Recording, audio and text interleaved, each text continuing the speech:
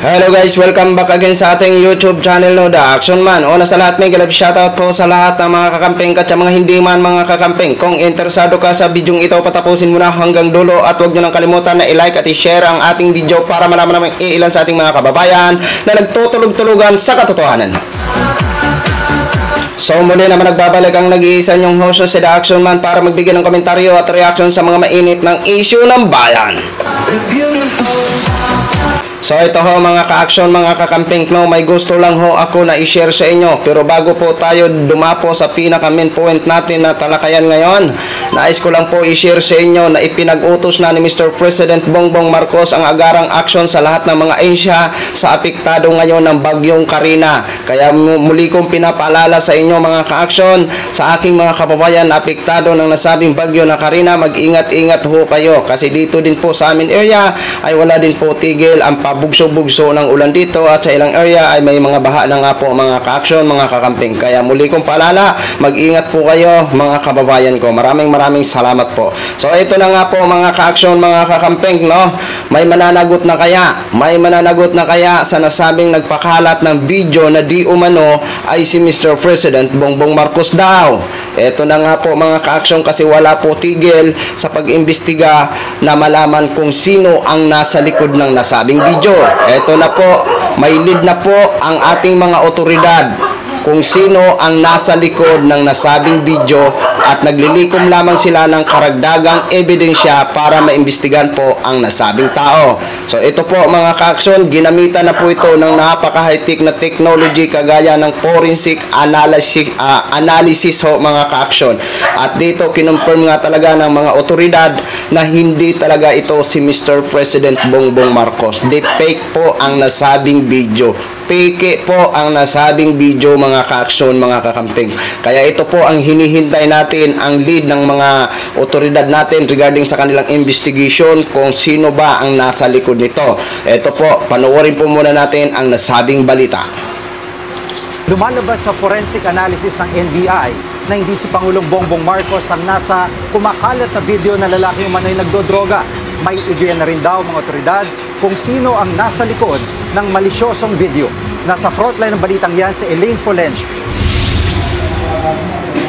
Ipinakita ng National Bureau of Investigation ang dalawang larawang yan. Ang nasa kanan si Pangulong Bongbong Marcos, habang ang nasa kaliwa ay larawan mula sa kumakalat na video ng isang lalaking sinasabing si PBBM na umano'y nagdodroga. Base sa forensic analysis, hindi ang Pangulo ang nasa video. This picture is definitely not the same. Whether this is an AI or an actual person, but the fact is this is the video that is being circulated, and definitely he is not the president. Gamit ang forensic image analyzer, nakumpirma ng NBI na magkaiba si Pangulong Marcos at ang tao sa kumakalat na video. So this feature of the pila of the ear is what we observe for taken photographed images of the person that is being at the side. No? So we can see that this is unique to the president, to this side, and it is unique to this man and to this side. Pinabulaanan muli ng DILG na si Pangulong Marcos ang nasa video. Hindi pa raw nila nakakausap si PBBM tungkol dito, pero may mga ideya na raw sila kung sino ang nasa likod nito. Maging mapanuri, marami pong fake news na lumalabas ngayon. Ayon naman sa forensic analysis ng PNP Anti-Cybercrime Group, deepfake ang kumakalat na video. Inihahanda na raw ng mga otoridad ang mga ebidensya laban sa mga nasa likod ng pagpapakalat ng video. We have identified mga tao, no? But we are still gathering enough evidence.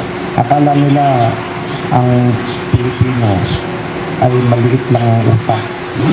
Nagbabalita mula sa frontline. So yun na ho mga ka-action, mga kakamping, no, ang napakagandang balita at ito po ay napatunayan na talaga ng NBI na deepfake ang nasabing video or picture ho mga ka-action. Hindi po talaga yan si Mr. President Bongbong Marcos. Tama po yung sinabi ng isa.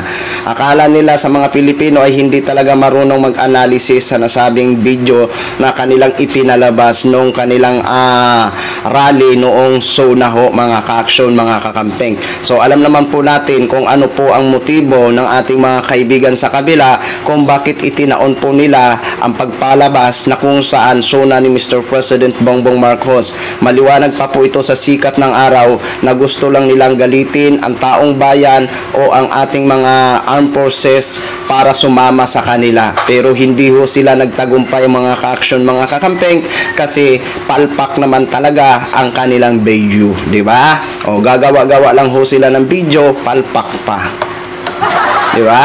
O ngayon, sino ba talaga ang tinutukoy nila na nasa likod nito? Malalaman natin yan siyempre sa susunod nila na pagbabalita. Ibabalita naman po talaga yan mga ka-aksyon, kasi napaka-importante po ito na dapat matuldukan na ang talamak na kasinungalingan dito na kumakalat sa ating bansa, di ba?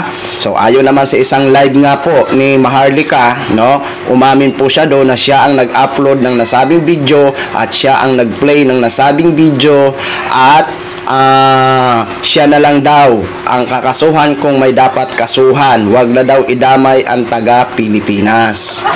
Okay, sasaluin niya na lang lahat ng ng kasalanan. Okay?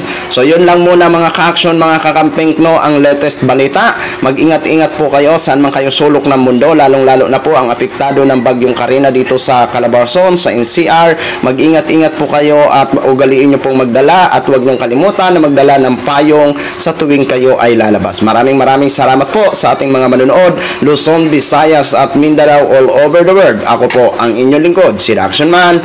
Have a good day, everyone. Beautiful.